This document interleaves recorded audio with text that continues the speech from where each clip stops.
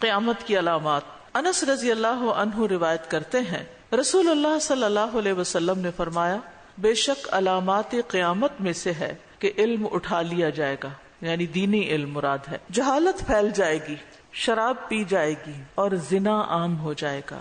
تو علم اٹھ جانے سے مراد کہ علماء فوت ہو جائیں گے۔ اسی طرح بخاری کی ایک اور روایت میں ہے علم کم ہو جائے گا، تو اس میں احتمال ہے کہ علم کا کم ہونا پہلی علامت اور پھر اس کا اٹھ ہی جانا آخری علامت ہوگی، یعنی آہستہ آہستہ کمی آتی جائے گی جو لوگ دین پڑھنے والے ہیں ان میں، اور پھر خصوصاً عمل کرنے والے اس پر، کیونکہ پڑھنے والے بعض اوقات بہت ہوتے ہیں لیکن عمل نہیں کرتے، اور پھر بالآخر وہ ختم ہی ہو کر رہ جائے گا اور لوگ اندھیروں میں زندگی بسر کریں گے۔ اور علم دین کے بغیر دنیا اور آخرت دونوں کا خسارہ ہے، لیکن اس کا بھی حل یہی ہے کہ انسان سیکھنا شروع کرے، ہر عمر میں سیکھنا شروع کیا جا سکتا ہے، اور خصوصاً قرآن و سنت کے علم کی برکتیں ایسی ہوتی ہیں کہ انسان کی زندگی سے اندھیرے دور ہوتے ہیں اور بہت سے مسائل کا حل ساتھ ساتھ ملتا چلا جاتا ہے۔ علم کی کمی کے ساتھ ساتھ دو اور چیزوں کا ذکر بھی یہاں کیا گیا ہے کہ شراب جو ہے وہ عام ہو جائے گی اور زنا ظاہر ہو جائے گا، یعنی پہلے لوگ چھپ چھپ کے زنا کرتے تھے اور اب کھلم کھلا، اور ایسی دوستیاں اور ایسے تعلقات جو ہیں وہ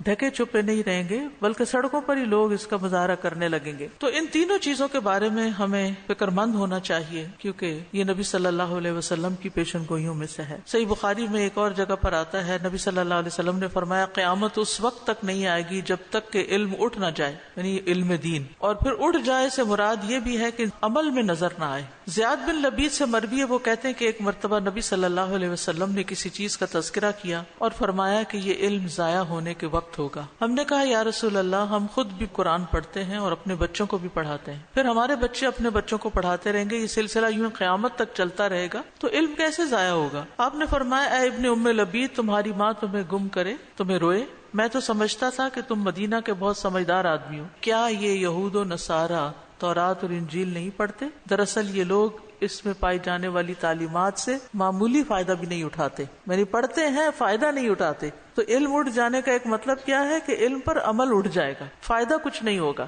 پھر اسی طرح آپ صلی اللہ علیہ وسلم نے فرمایا آج تمہارے زمانے میں علماء زیادہ ہیں، خطباء کم ہیں، اسپیکرز۔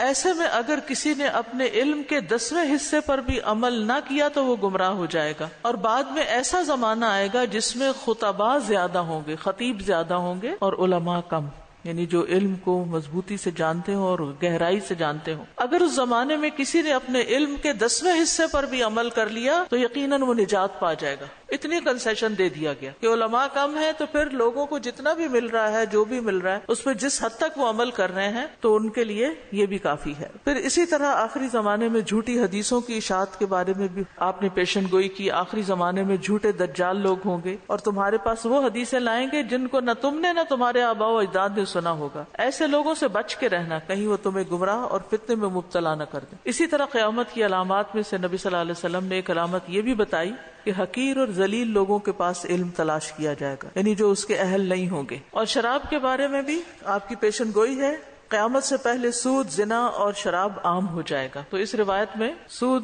کا اضافہ ہے زنا اور شراب کے ساتھ۔ شراب کو حلال سمجھ لیا جائے گا، شراب کا نام بدل دیا جائے گا۔ رسول اللہ صلی اللہ علیہ وسلم نے فرمایا ایک وقت آئے گا میری امت کے کچھ لوگ شراب پیئیں گے اور اس کا نام کچھ اور رکھ لیں گے، ہوگی وہ شراب ہی لیکن نام بدل دیں گے۔ تو یہ بھی ایک دھوکہ دینا ہے نا، اور ویسے بھی نفاق کی علامت ہے۔ پھر زنا جو ہے اس کے بارے میں آپ نے پیشن گوئی کی، قیامت اس وقت تک قائم نہیں ہوگی جب تک ایسے لوگ نہ ہوں گے کہ لوگ گدھوں کی طرح راستوں میں زنا کریں گے۔ میں نے کہا ایسا بھی ہوگا؟ یعنی ایک صحابی کہتے ہیں، آپ نے فرمایا ہاں ضرور ہوگا۔ تو یہ برائیاں بھی ہر جگہ عام ہوتی چلی جا رہی ہیں کہ لوگوں کو ان کا برا ہونا محسوس ہی نہیں ہوتا۔ زنا کی کثرت کے نتیجے میں ناجائز اولاد کی کثرت بھی بہت ہو جائے گی۔ میمونہ رضی اللہ عنہا کہتی ہیں میں نے رسول اللہ صلی اللہ علیہ وسلم کو فرماتے ہوئے سنا کہ میری امت اس وقت تک خیر پر رہے گی جب تک اس میں ناجائز اولاد کی کثرت نہیں ہوگی، اور جب اس میں ناجائز اولاد کی کثرت ہونے لگے گی تو پھر وہ وقت قریب ہوگا کہ جب اللہ ان سب کو عذاب سے گھیر لے گا۔ پھر اسی طرح